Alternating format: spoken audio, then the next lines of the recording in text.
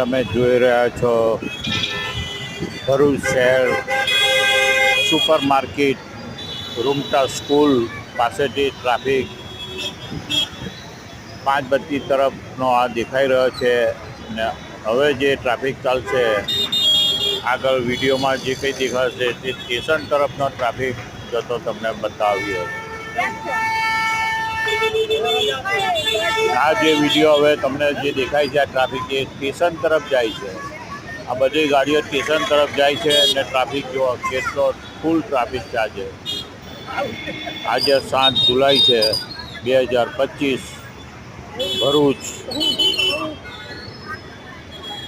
રૂમટા school પાસેથી station તરફ જવાનો આ ટ્રાફિક છે.